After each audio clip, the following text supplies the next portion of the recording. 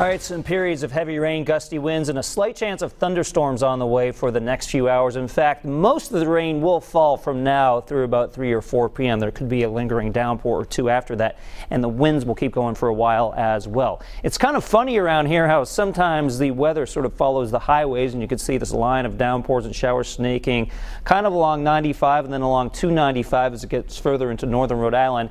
And in this yellow line, you could have some brief heavy downpours and also some gusty winds. You can see this one along 95 just to the north of the Hopkinton area. Further to the north, you could see the reds representing some potentially heavier rain and stronger wind gusts. This is around 146, so keep that in mind. If you have plans over the next few minutes to head up 146 towards the Rhode Island or Massachusetts border, and one of the things we can do with radar is estimate, this is not an exact amount, but estimate how hard the rain is falling. And this recently estimated this rainfall here of 1.5 inches per hour. That's pretty hard.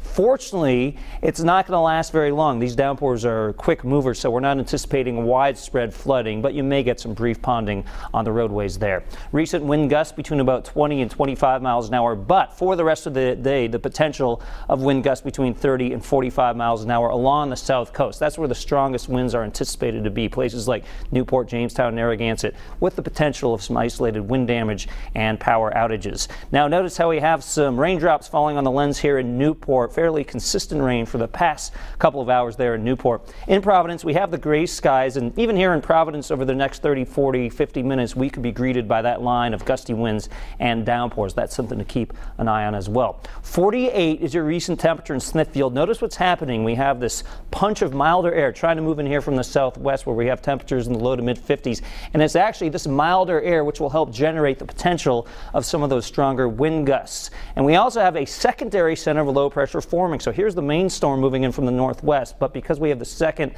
center of low pressure developing, that will help fuel some of these showers and gusty winds into the afternoon. You can kind of see almost two storm centers developing. Here's the first one, but there's the second one, which will be wrapping around some moisture and gusty winds into the afternoon through at least the early part of the evening. Now, as we take a closer view of that precipitation, again, most of the rain and heavy downpours falling between about now and say 3, 4 o'clock in the afternoon. This is around 4 or 5 p.m. And this is not to say you could not get a downpour or a shower coming through for the evening commute, but again, not nearly as consistent. And then by the time we get to this evening, we'll clear out to partly cloudy skies. So this afternoon, because we'll be closer to the area of milder air along the south coast, I'm anticipating low to mid 50s, maybe even a few mid to upper 50s.